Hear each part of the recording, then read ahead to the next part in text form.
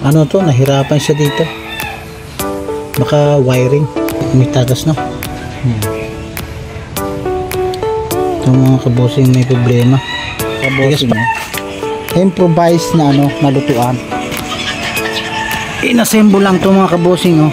Ano nga to? Parang blower. Ayan ang mga blower siya.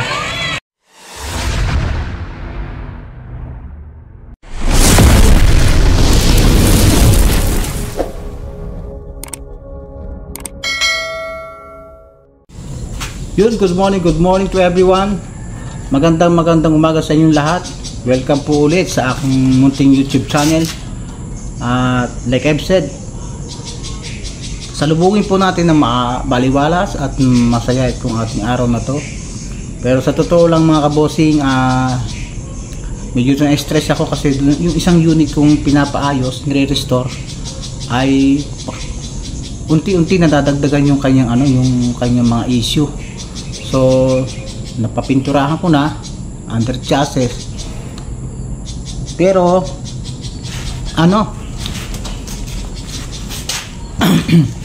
ang issue ngayon ay yung power steering niya mga kabosing, matigas. May video ko nung papalitan ko ng salamin, dinala ko sa Imus.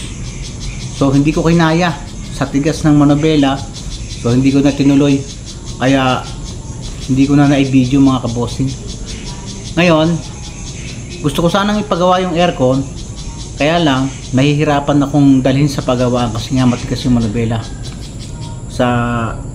Ang naisip ko ay unahin ko muna yung pagpapagawa ng power steering kasi mahirap siyang mahihuhin. Alam niyo ba mga kabosing, mas maganda pa yung original na manual, hindi power steering, compare doon sa power steering na biglang nasira. Lalong matigas, para kung may dala kayong kalabaw na matigas ang ulo mga kabosing. Kaya napag-isipan ko na priority ko muna na ipaayos yung power steering.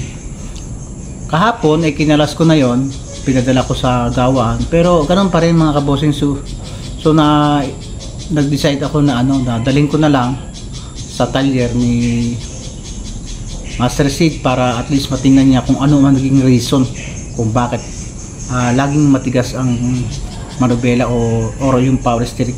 Ang diagnose ko kasi mga kabosing ay yung steering pump, pero pinaayos ko na kaya lang ganun pa rin, matigas pa rin.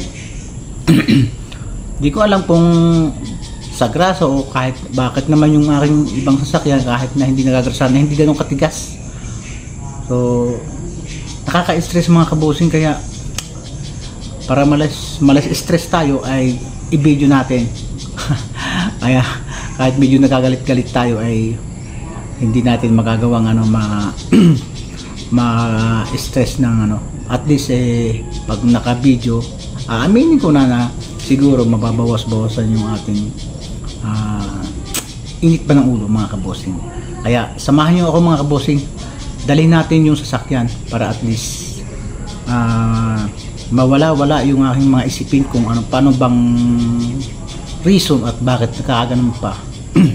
Ang pagpaparestore po ng mga sasakyan mga kabosing ay hindi gawang biro.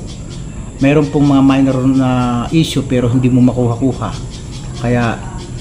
Pero sanay po tayo mga kabosing sa mga ganyang bagay. Kaya ngayong araw na to samahan nyo ako mga kabosing at dalhin natin ang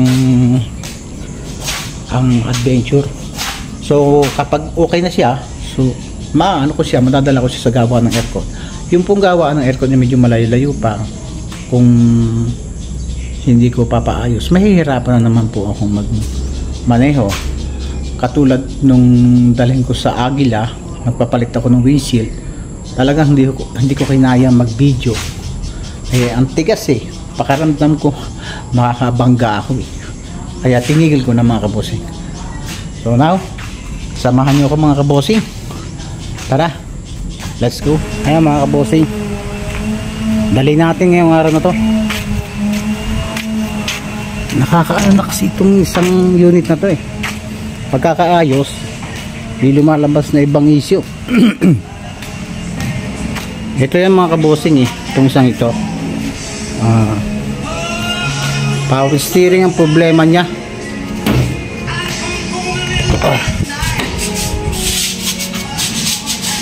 Ayan. Bili natin.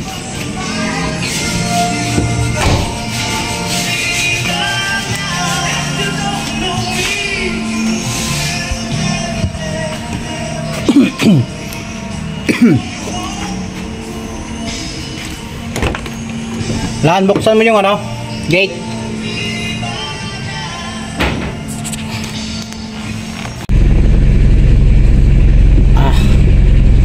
Yan mga kabosing, dali natin. Ito yung problema ko. Hindi siya normal mga kabosing. Hindi siya pwedeng pagkanang ganyan lang. Dapat dalawang kamay. So dali natin kung anong problema nito.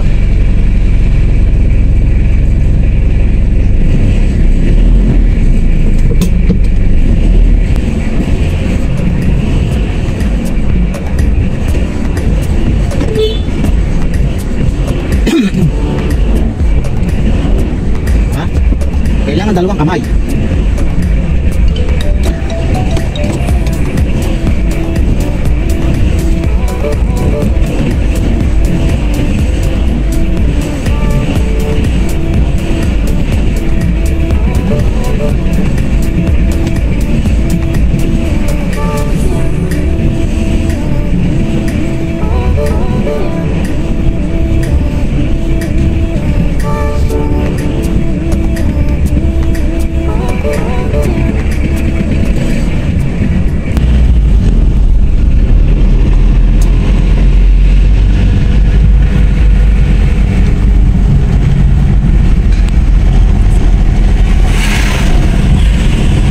Malambot siya pagka na sa takbong diretso ganito, pero once na tumigil at nagmaniobra ay nako, matigas.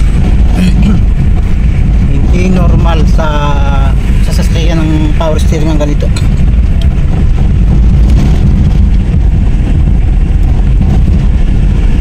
Ayos yung bumalik.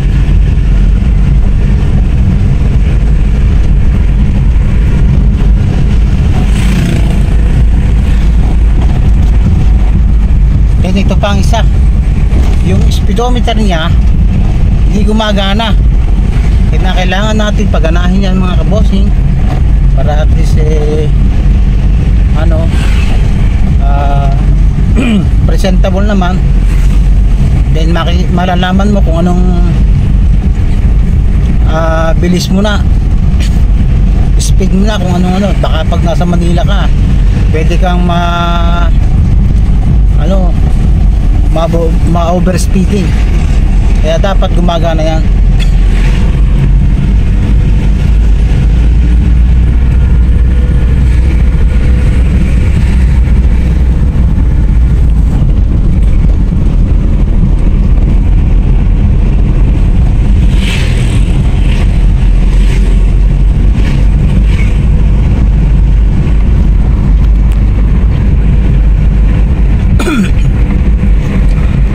Na talaga tayo mga kabosing.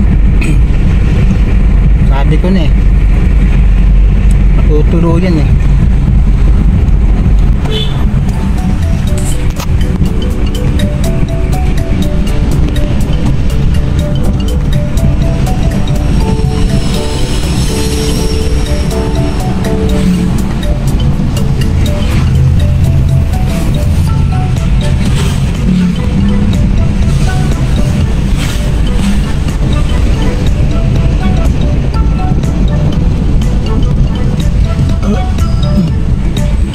Hindi naman itong kalayuan itong tire niya masasik. Kaya kahit matigas yung nila, kaya natin itong dalhin kumpara doon sa hindi na lang kumahalan yung sa kanan Imos. Grabe ang tigas, nahirapan talaga ako.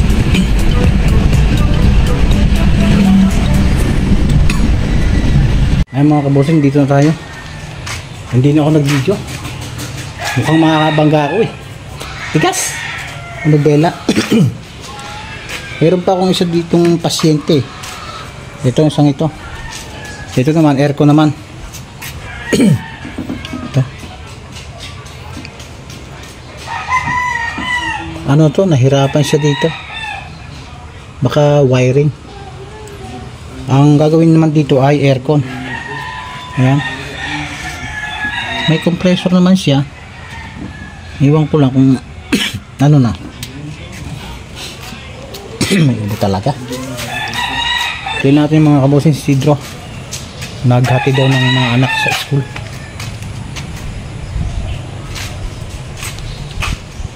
Ayan. Sana maayos to para magawa kong aircon.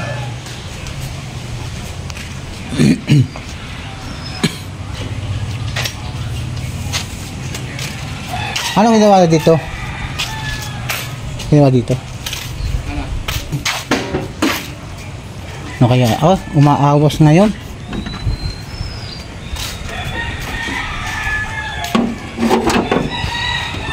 Ito. Parang may tagas, no? Ito mga kabosing may problema. Tigas pa rin. Magbibideo sana ako punta dito. Muntik pa ako nakabangga. Tigilan ko na nga. Tigas eh. Kaya yan. Sabi ni baka daw barado dito. Oh.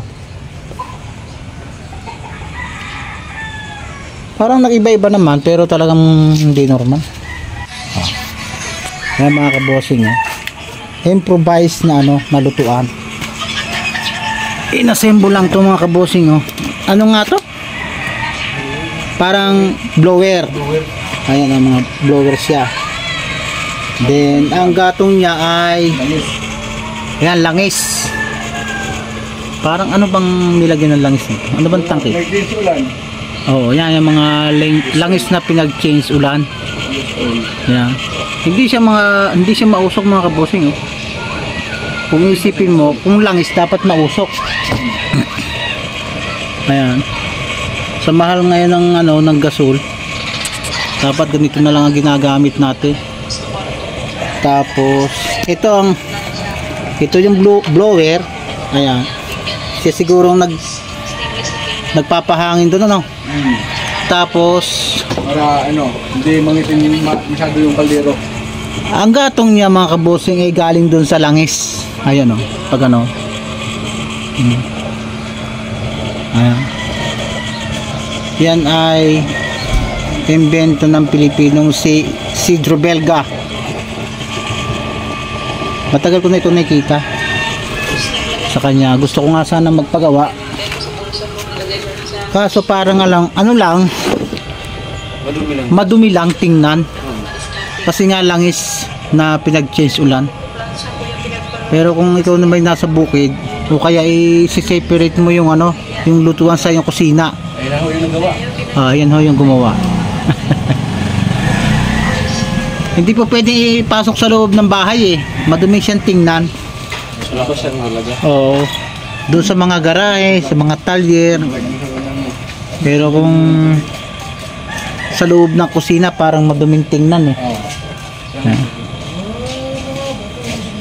Ha? Ayan dito. Ayan. Balikan ko mga kabosing ngayon. Magkano ba ang gasol ngayon? Parang 900 na.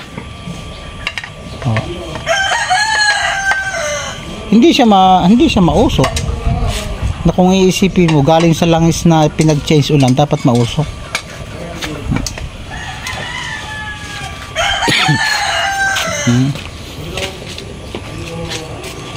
Diba?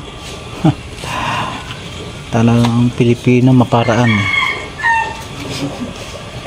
Isipin mo yung blower, ito in order sa Lazada Ayan.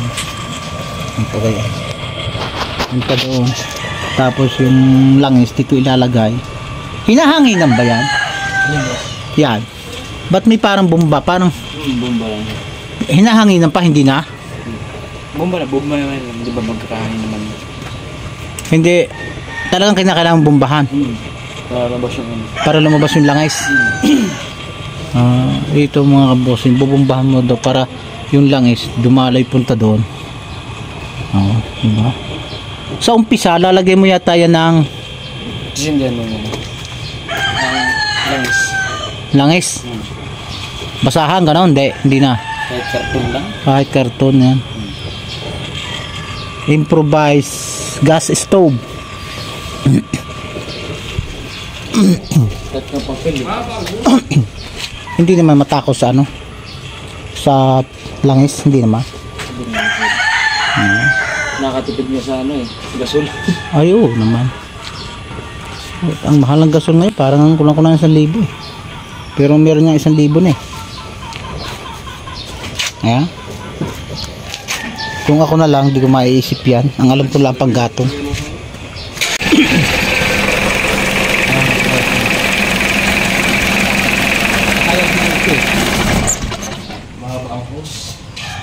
Ha? Mahaba masyado.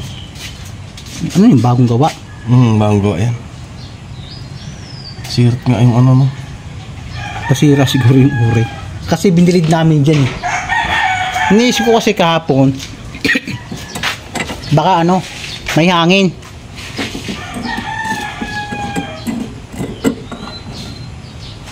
Dami eh. Parang di siya naglalaro. Yung ATF niya. Samantalang yung akin, yung L3 parang bumubula-bula pa nga yun eh.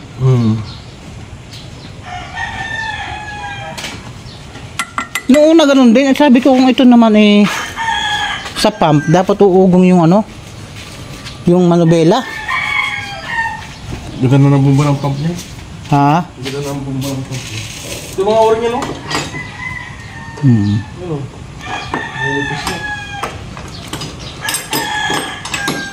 Alam mo ba dinala ko hapon ito sa ano? Sa Amos, muntik pa ako nakabangga. Kapalit ako salamin. Grabe. Kahapon ba yun? Sa Makalawa?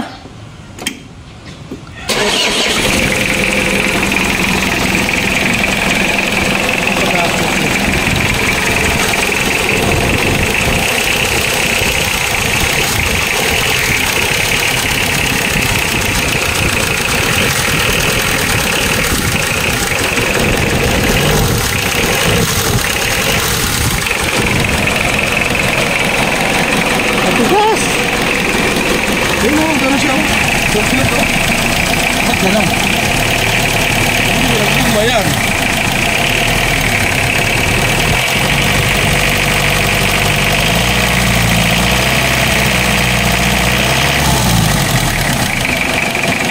Ang idea sa kanyang power steering. Pero nung mabili ko ito, kaya na talaga. Ang kaso, nung dali sa bahay, hindi man ako nagmanayaw, ahente.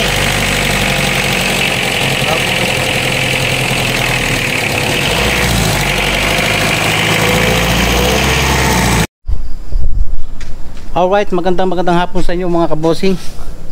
Hapon na, kararating ko lang mga kabosing. Continuation lang po ito mga kabosing nung video ko nung isang araw nang magpapagawa ko ng adventure na yung nabanggit ko na matigas ng manubela. So pinagawa ko siya, akala ko power steering, yung pala ano, rack and pinion mga kabosing. So siguro umabot doon ng ano, almost 1 week na hindi bago nagawa.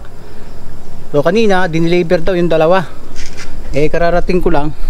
So ating bisitahin kung okay na. At akala ko kasi na-delete ko na yung ano, yung video kong yung mga kabosing. Nakita ko naka-save pa, kaya try kong idugtong at para sayang naman yung ano, yung video. At samahan niyo ako mga kabosing. Medyo pagod ako pero try nating tingnan kung ano na kaya, kung okay ba yung pagkakagawa. At siyempre malaki po ang nagastos ko doon.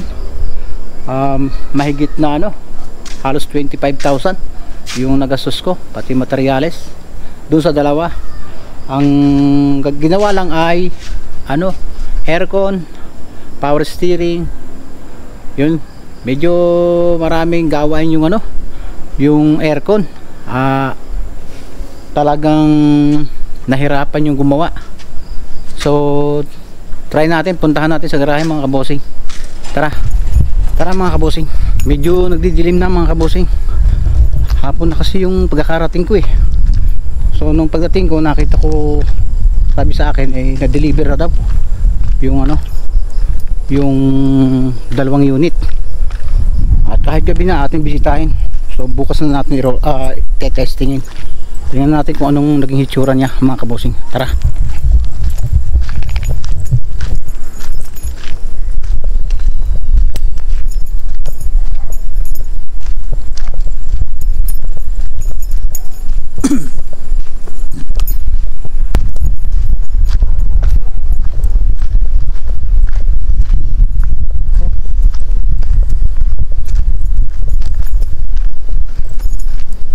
Wala na yung dalawa.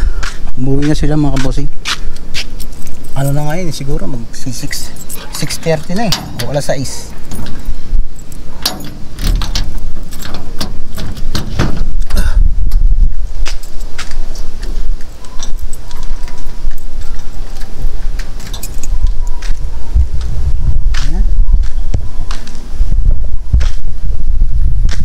Ayan mga kabosing, itong isang FB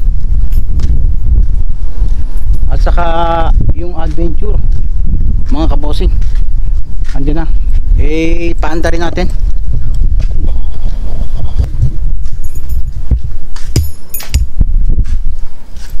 Ayan, madilim na mga kabosing, ang dumi. Try natin yung testingin yung yung malubela, kasi ito naman talaga yung main talagang naging problema ko nung paggawa ko. Buhay natin ilaw.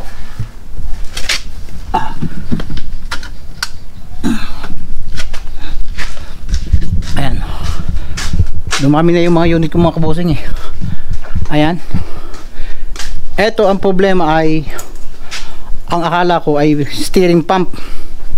So pinagawa ko yung steering pump. Hindi rin pala yun ang problema mga kabosing. Yung rack and pinion naka-stack. Try natin paanda rin kung malambot na yung manubela niya. Hindi ko na nabisita kasi may mga ginagawa rin tayo. Medyo madilim mga kabosing. Ginabi na. Try natin.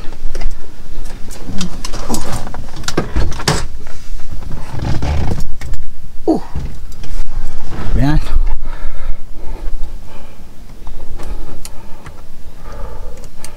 Tayo natin kung lumambot na manubela.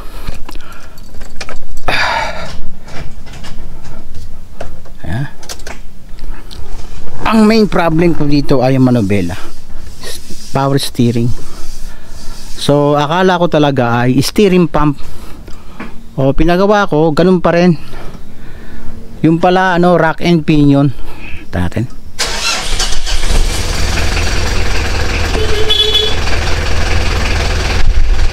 Yan.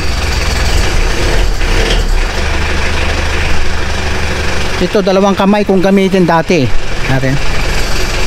Yun, okay na. Okay na siya. Itiwala naman ako mga kabosing, basta doon pinagawa ko sa magagawa ko. Ayan ito yung normal na manubela na nagaganyan mo, hindi yung hinahawakan mo, pinipilit mong ganyan mga kabosing. Yan ang normal. Then tingnan natin kung malamig yung aircon.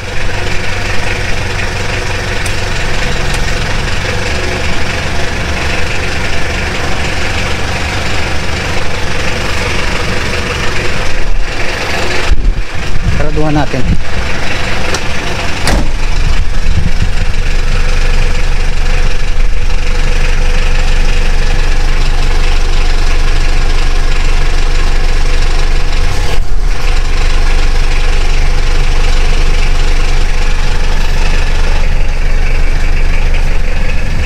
Ayan dati sa pilitan.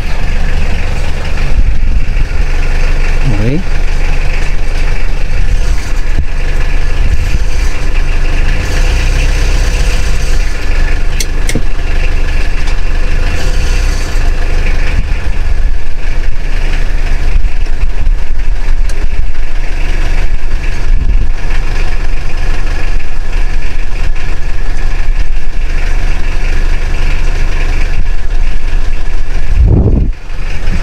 Try natin yung mga kabosing ano, hayaan nakaandar.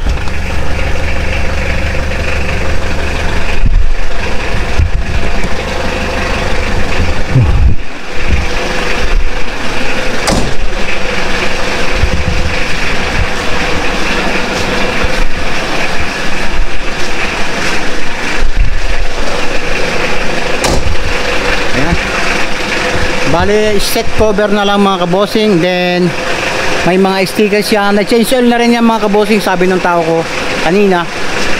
Kasi sabi ko i-change oil na rin para madumi na yung langis eh. Kaya dapat i-change oil na.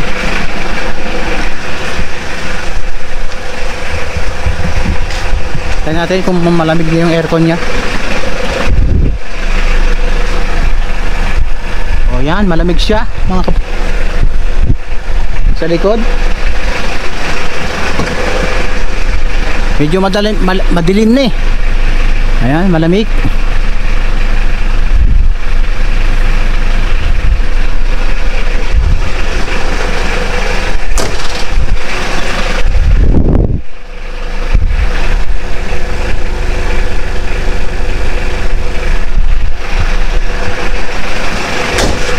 Then ito yung isa. Yung isang ito. Ito ay ang ginawa dito talagang aircon. Ang sabi ng gumagawa sa akin ay totally wala siyang aircon, kaya nahirapan siya. O naglinya siya ng panibago pati electrical. Then paanda rin natin kung andito kaya ang susi.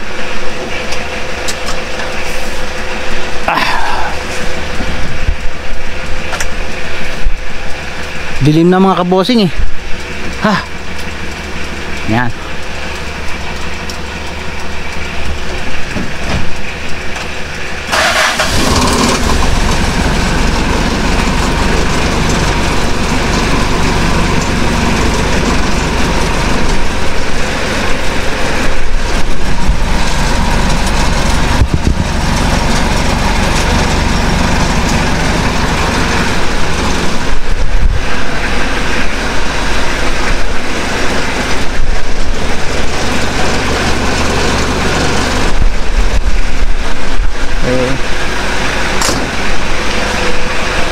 Yung aircon niya ang ano, parang kulang sa lamig ah.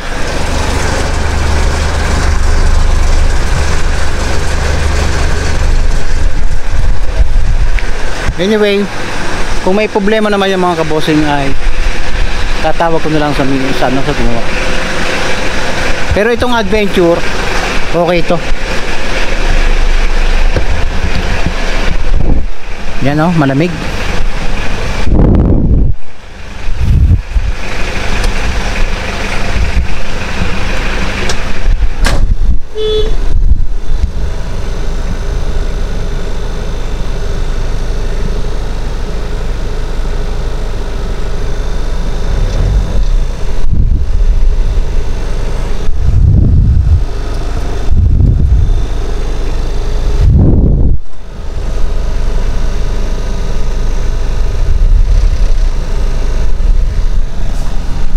Ayan, malambot naman na bela niya oh.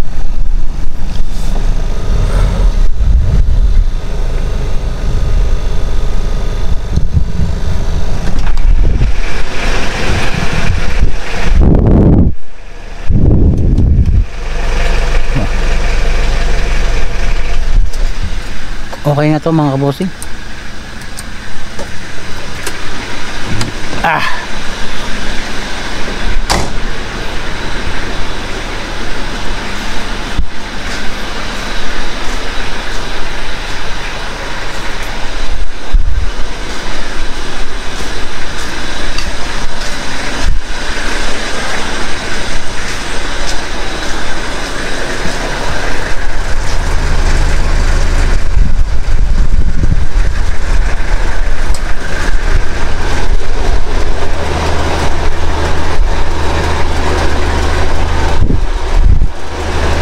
No, mga kabosing, mukhang may problema ang aircon nito.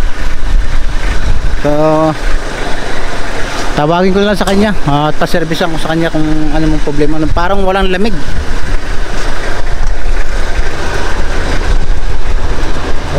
Wala.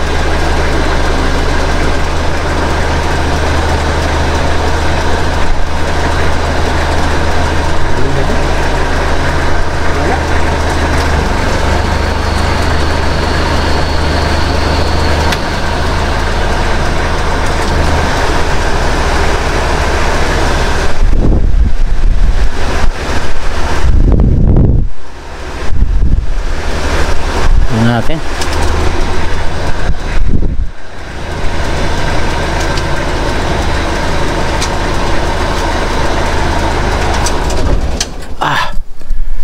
Ayan.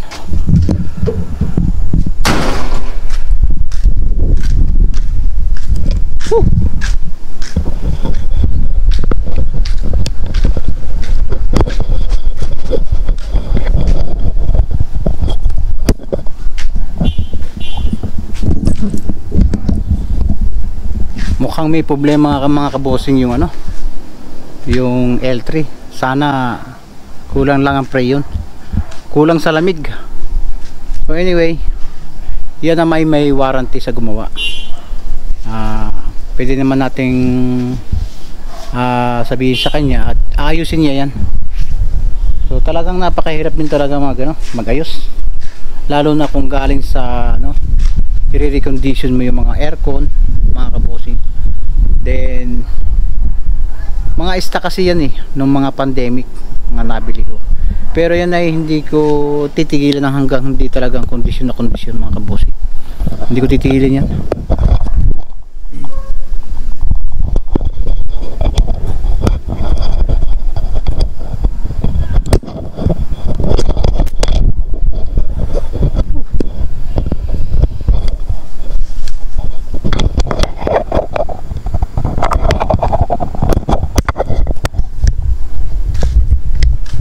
Ayan.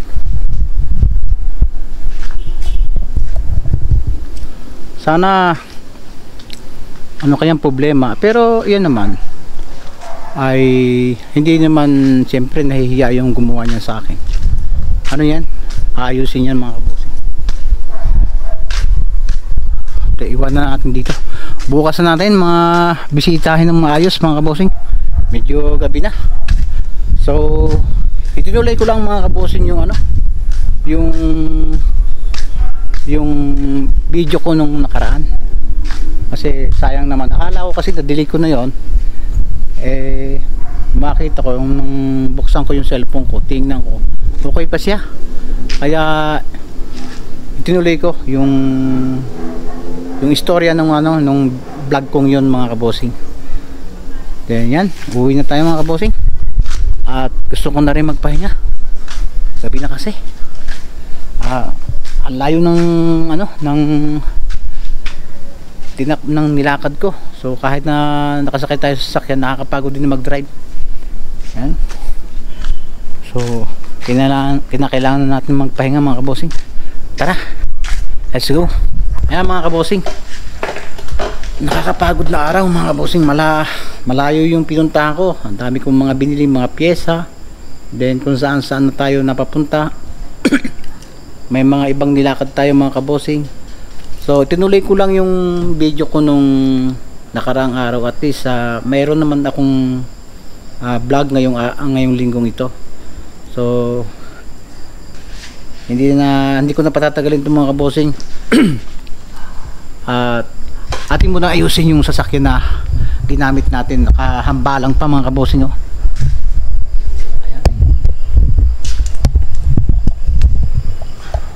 Ayusin natin mga kabosing.